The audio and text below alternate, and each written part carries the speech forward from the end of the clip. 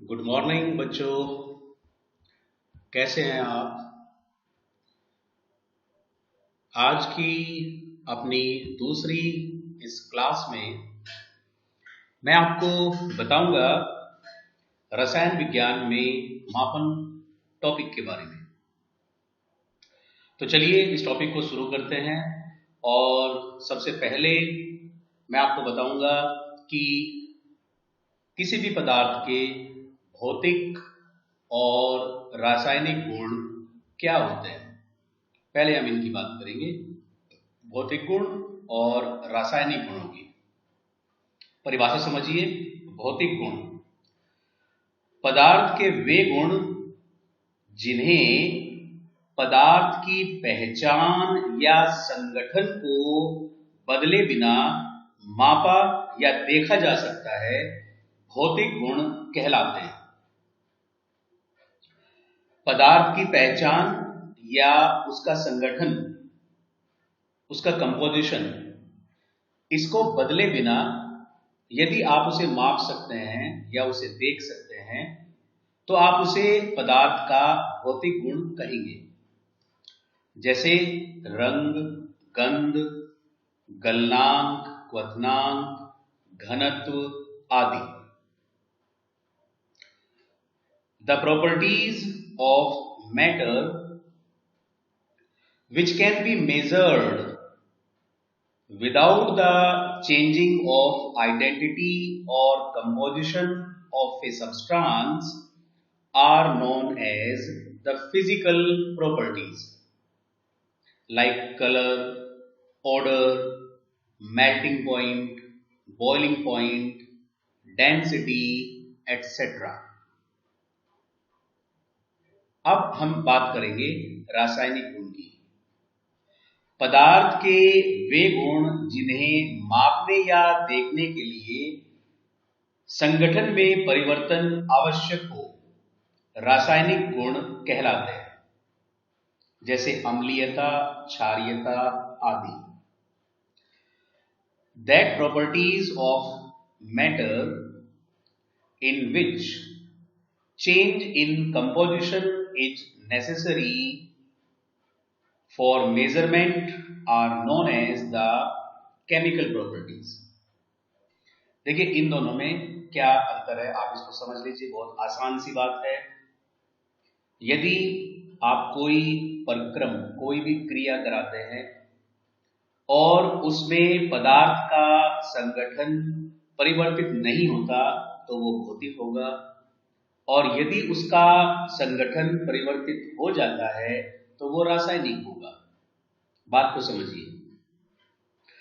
आपके पास पानी है, केमिकली पानी H2O होता है। आपने इसको फ्रीज कर दिया, जमा दिया, इसका बर्फ बन गया, आइस बन गई। केमिकली आइस क्या होती है? ये भी H2O होती है। तो पानी भी H2O है, और जब आप पानी को आइस में बदल देते हैं तो आइस भी H2O है। इसका मीनिंग जो संगठन है या जो कंपोजिशन है वो चेंज नहीं हुआ। तो पानी का जम जाना या फ्रीजिंग ऑफ वाटर एक भौतिक प्रक्रम होगा, भौतिक गुण इसका होगा। जमना, पानी का जमना एक भौतिक गुण होगा। दूसरी तरफ यदि आप कोयले को जला देते हैं तो आपको कार्बन डाइऑक्साइड CO2 ये मिलेगी। आपके पास केमिकल कौन था? कार्बन। आपको कौन सा केमिकल प्राप्त हुआ? Carbon dioxide CO2। दोनों का संगठन अलग अलग है। तो कोयले का जलना एक रासायनिक गुण है। क्लियर हुई? आपको ये बात समझ में आई? अब हम बात करेंगे कि हम मापन कैसे करते हैं। देखिए, मापन करने के लिए बेसिकली हमारे पास 3 सिस्टम है। देखिए, आप जानते हैं कि मापन के लिए हमारे पास बेसिकली 3 सिस्टम है। कौन कौन से सिस्टम है? देखिए, एक को हम कहते हैं MKS सिस्टम, एक को हमने नाम दिया हुआ है MKS सिस्टम। आपने अपनी छोटी क्लासेस में ये पढ़ा होगा MKS system. Metre kilogram system. देखिए, एक तो MKS सिस्टम है, ठीक है ना। पहला जो हमारे पास सिस्टम है उसको हम कहते हैं MKS सिस्टम। दूसरा आपने नाम सुना होगा CGS सिस्टम, और तीसरा आपने नाम सुना होगा FPS सिस्टम। देखिए, बेसिकली हमारे पास ये 3 सिस्टम है। MKS सिस्टम, जिसको हम कहते हैं metre kilogram second system. CGS system, जिसको हम कहते हैं सेंटीमीटर ग्राम सेकंड सिस्टम। और जो तीसरा सिस्टम है इसको हम कहते हैं फुट पाउंड सेकंड सिस्टम। तो ये 3 सिस्टम हैं जो बेसिकली यूज होते हैं। Metre kilogram second, centimetre gram second, foot pound second system. देखिए, फुट पाउंड सिस्टम को नॉर्मली अमेरिकन सिस्टम कहा जाता है, और MKS सिस्टम को नॉर्मली आप ब्रिटिश सिस्टम कहते हैं। तो देखिए, एक अंतरराष्ट्रीय स्तर पर एक सिस्टम बनाया गया जिसको SI सिस्टम कहते हैं, जिस पर सभी लोग सहमत हैं, और वो इस सिस्टम से बनाया गया है, MKS सिस्टम से। तो अगर हम बात करते हैं कि हमारे पास कौन कौन सी मात्रक पद्धति हैं, तो मैंने आपको बता दिया कि हमारे पास 3 तरह की मात्रक पद्धति हैं। Metre kilogram system, centimetre gram system, foot pound system. लेकिन जो अंतरराष्ट्रीय सिस्टम है उसके अकॉर्डिंग हम जो मापन का तरीका प्रयोग करेंगे वो सब जगह अप्लाई होगा। और इस चीज के लिए ये कहा गया कि सबसे पहले आप कुछ ऐसी राशियां बनाइए जिनको हम फंडामेंटल या फिर आधारभूत राशियां कहेंगे, जिनके लिए फिर मात्रक बनाए जाएंगे। तो देखिए, इस तरह के जो भौतिक राशियां हैं उनमें एक लंबाई है, द्रव्यमान है, समय है, विद्युत धारा है, ऊष्मागतिक ताप है, पदार्थ की मात्रा है, और ज्योति तीव्रता है।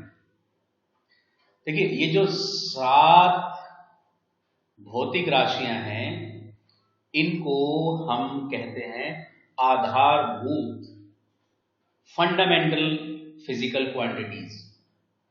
Length, mass, time, electric current, thermodynamic temperature, amount of matter and luminous intensity.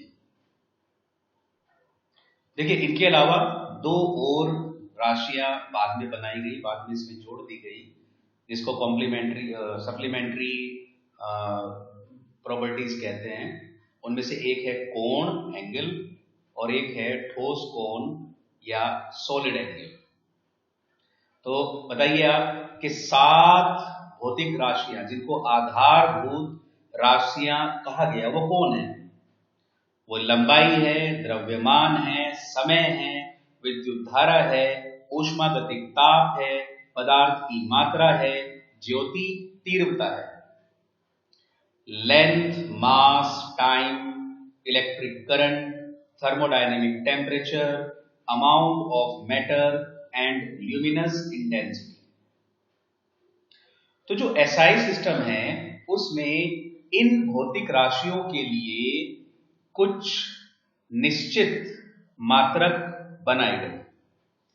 जैसे लंबाई के लिए बनाया गया मीटर, द्रव्यमान के लिए बनाया गया किलोग्राम, समय के लिए बनाया गया सेकंड, विद्युत धारा के लिए बनाया गया एम्पियर, थर्मोडायनेमिक टेम्परेचर के लिए बनाया गया केल्विन, पदार्थ की मात्रा के लिए बनाया गया मोल, ज्योति तीव्रता के लिए बनाया गया कैंडिला।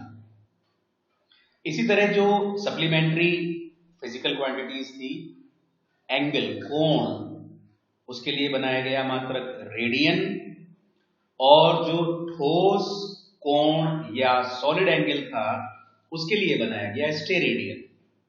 आपने मैथ्स में इसके बारे में पढ़ा होगा। तो देखिए फिलहाल हमारे पास फिजिकल प्रॉपर्टीज और उनकी जो यूनिट है वो कौन सी है? Length metre, mass kilogram, time seconds, electric current ampere, thermodynamic temperature kelvin, amount of substance mole, ज्योति तीव्रता कैंडिला। ठीक है ना? तो देखिए ये आपको पता होना चाहिए क्योंकि आप इनका प्रयोग बार बार करेंगे। अब हम कुछ और बातों के बारे में बात कर लेते हैं जिनको नॉर्मली हम पढ़ते हैं, जैसे पदार्थ का द्रव्यमान और पदार्थ का भार। पदार्थ का द्रव्यमान और पदार्थ का भार, मास एंड वेट। ब्रॉडली हम इन दोनों में कोई डिफरेंस नहीं करते, लेकिन टेक्निकली इन दोनों में डिफरेंस है। देखिए द्रव्यमान या मास क्या है? किसी पदार्थ का द्रव्यमान उसमें उपस्थित द्रव्य की मात्रा है। The amount of matter which is actually present in a substance is known as its mass. जबकि भार से क्या तात्पर्य है? किसी वस्तु का भार उस पर लगने वाला गुरुत्व बल है। आप जानते हैं कि जो अर्थ है वो हर वस्तु को अपनी ओर खींचती है, उसके ऊपर एक ग्रेविटेशनल फोर्स लगाती है। तो भार किसी वस्तु पर लगने वाला ग्रेविटेशनल फोर्स है। द्रव्यमान क्या होगा? उपस्थित द्रव्य की मात्रा। भार क्या होगा? लगने वाला गुरुत्व बल। क्लियर? चलिए अब हम दो बातों के बारे में और पढ़ लेते हैं, एक आयतन और एक घनत्व। एक आयतन और एक घनत्व, इनके बारे में आपको बार बार प्रयोग करना पड़ेगा। आयतन बार बार आएगा, घनत्व बार बार आएगा। जब आपसे टीचर पूछेंगे कि घनत्व क्या होता है, आप कहेंगे सर हमें तो पता नहीं, मैडम हमें तो पता नहीं। तो ये आपको पता होना चाहिए क्योंकि ये आपको बार बार पूछा जाएगा। देखिए आयतन या वॉल्यूम किसे कहते हैं? किसी पदार्थ के घेरे हुए स्थान को उसका आयतन कहते हैं। कोई भी वस्तु जितना स्थान घेर लेती है उसको आयतन कहते हैं। The space which is occupied by matter is known as its volume, and in SI system the unit of volume is meter cube. किसी पदार्थ के घेरे हुए स्थान को आयतन कहते हैं। एसआई पद्धति में इसका मात्रक मीटर क्यूब या घन मीटर होता है। आगे बढ़ते हैं, अब बात करेंगे घनत्व की। घनत्व किसे कहते हैं? घनत्व या डेंसिटी बहुत ही जरूरी चीज है। देखिए आपको पता है कि अगर मेरे पास 1 किलोग्राम लोहा हो और 1 किलोग्राम कॉटन रुई हो और मैं दोनों को आपको हिट कर दूं, दोनों को मार दूं, तो ज्यादा चोट किससे लगेगी? आयरन से या कॉटन से? हाँ आयरन से लगेगी, लेकिन दोनों का भार तो 1 किलोग्राम था। फिर आयरन से हमें क्यों चोट लगी? क्योंकि आयरन का घनत्व बहुत ज्यादा है। तो घनत्व जरूरी है, भार से भी ज्यादा जरूरी चीज क्या है? घनत्व। घनत्व किसे कहते हैं? किसी पदार्थ का घनत्व उसके प्रति इकाई आयतन का द्रव्यमान होता है। किसी पदार्थ का घनत्व उसके प्रति इकाई आयतन का द्रव्यमान होता है। The mass of unit volume of a substance is known as its density. तो आप घनत्व किसके बराबर कर सकते हैं? घनत्व बराबर होता है द्रव्यमान बटे आयतन। Density is equal to mass upon volume. ये फार्मूला आपको बार बार परेशान करेगा। बहुत जगह आपको इसका यूज करना है। Density is equal mass upon volume, घनत्व बराबर द्रव्यमान अपॉन आयतन, और इसका मात्रक क्या है, किलोग्राम पर मीटर क्यूब, किलोग्राम पर मीटर क्यूब। तो अब आप घनत्व को मत भूलना, क्योंकि घनत्व आगे कई बार आपसे पूछा जाएगा। अब हम बात करते हैं तापमान की, टेम्परेचर। देखिए, आपको पता है कि टेम्परेचर से आपको ये पता लगता है कि कोई भी ऑब्जेक्ट ठंडा है या गर्म है, आप उसे फील कर सकते हैं। अगर वो आपको गर्म लग रहा है तो टेम्परेचर ज्यादा है, अगर वो आपको ठंडा लग रहा है तो टेम्परेचर कम है। देखिए, टेम्परेचर की एसआई इकाई केल्विन है, लेकिन अधिकतर आप टेम्परेचर को डिग्री सेल्सियस में प्रयोग करेंगे। इकाई कौन सी है, एसआई इकाई कौन सी है, केल्विन, लेकिन ज्यादातर आप किसमें यूज करोगे, डिग्री सेल्सियस में। और आपको बार बार कहा जाएगा कि भाई आप डिग्री सेल्सियस को केल्विन में बदलिए, डिग्री सेल्सियस को केल्विन में बदलिए। तो आप क्या करेंगे, डिग्री सेल्सियस में 273, हालांकि एक्चुअल वैल्यू 273.15 है, लेकिन चल जाएगा यार, 273 आप उसमें ऐड कर दीजिए तो आपको केल्विन मिल जाएगा। ये प्रॉब्लम नहीं है, क्योंकि ये तो आपको इतनी बार यूज करना है कि आपको वैसे ही याद हो जाएगा। लेकिन आपको फंसाया कहां जाएगा, फ़ारेनहाइट में आपको फंसाया जाएगा, फ़ारेनहाइट में। अब आपको डिग्री सेल्सियस को फ़ारेनहाइट में कन्वर्ट करना है, या फ़ारेनहाइट को आपको बदलना पड़ेगा डिग्री सेल्सियस में। देखो ध्यान दो, इस तरह के क्वेश्चन में हम आपको फंसा लेते हैं। ये तो आपको आसानी से याद होगा, इसमें कोई दिक्कत नहीं है, लेकिन इसमें आप फंस जाएंगे। तो देखिए, फ़ारेनहाइट, डिग्री फ़ारेनहाइट इक्वल होगा 9/5 ऑफ डिग्री सेल्सियस प्लस 32।